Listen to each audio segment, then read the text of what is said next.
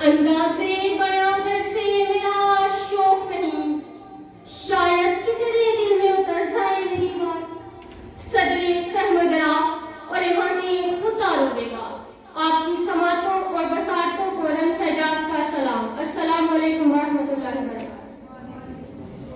میرا آج کا موضوع سخن نیا زمانہ، نئی صبح و شام پیدا کرنا۔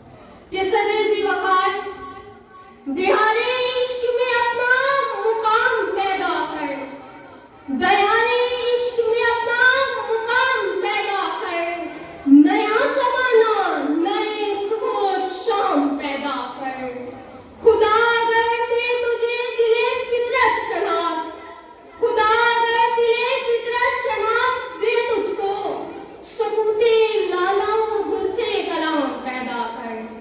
کہ صدر ذی وقار جب میں اس موضوع کی جانب نظریں بڑھاتی ہوں تو میرے سامنے الفوجوں کو ایک ہی جھنڈے کے تلے جمع کرنے والے خلیفہ دو حضرت عمر فاروق رضی اللہ تعالیٰ عنہ کھڑے ہوتے ہیں۔ کہ میرے سامنے ایران اور روم جیسے عظیم سلطنتوں کو فتح کرنے والے خالد بن ولید، سعد بن ابی وقاص اور مصعب بن حارثہ کھڑے ہوتے ہیں۔ کہ نیا زمانہ نئے صبح و شام پیدا کرنے والے میرے سامنے علامہ اقبال، قائد اعظم اور ڈاکٹر عبدالقدیر کھانا کھڑے ہوتے ہیں، جنہوں نے نیا زمانہ نئے صبح و شام پیدا کیے۔ کہ صدر ذی وقار جنہوں نے دشت و دشت سے صحرا بھی نہ چھوڑے، جنہوں نے پہلے ظلمات کو اپنے پاؤں تلے رول کر نیا زمانہ نئے صبح و شام پیدا کیے۔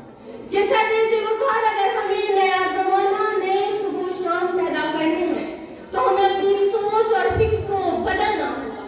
ایک طرف تو اسے اسلام سے مربوط کرنا ہوگا تو دوسری طرف جدید دنیا کے تقاضوں کے ساتھ قدم سے قدم ملا کر چلنا ہوگا۔ کیونکہ جہاں تازہ کی افکار تازہ سے ہے نمود، جہاں تازہ کی افکار تازہ سے ہے نمود، سنگ و خشت سے ہوتے نہیں جہاں پیدا۔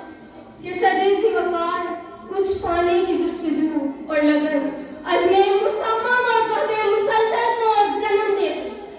جب ایک انسان کچھ پاتا ہے تو اسے نیا پانے کی جستجو بھی نکل جاتا ہے، پھر وہ طوفانوں سے ٹکراتا ہے، نیا زمانہ نئے صبح و شام پیدا کرنے کے لیے چلچلاتی دھوپ میں چلتا ہے، پھر اس کی ٹھوکر سے سیلاب دریا تبدیل ہوتے ہیں، پھر اس کی ہیبت سے پہاڑ رائی بن جاتے ہیں۔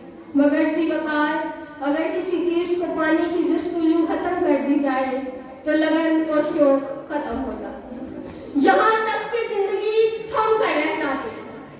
تو صدر ذی وقار کیا شرف المخلوقات مسجود ملائک اور نعمت الہی کا درجہ یہی ہے؟ نہیں صدر ذی وقار، کیا یہ درجہ ہے کہ ہم ایک چیز کو پالیں اور پھر سکون سے بیٹھ جائیں؟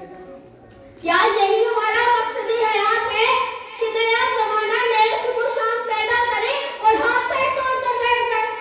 نہیں صدر ذی وقار، اگر قائد اعظم انگریزوں سے کچھ برات لے لیتے تو آج ہم آزاد فضا میں سانس بھرے رہے ہوتے۔ اگر ڈاکٹر عبدالقدیر خان اپنا ایٹمی پروگرام پر سے پش ڈال دیتے تو آج ہم واحد ایٹمی طاقت نہ ہوتے۔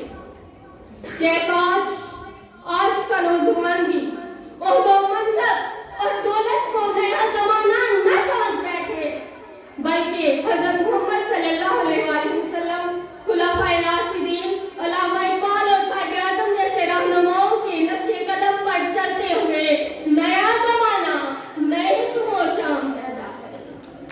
کیا آخر میں ان الفاظ کے ساتھ اجازت چاہوں گی کہ نعت نہ کر عالم رنگوں پر، کہ نعت نہ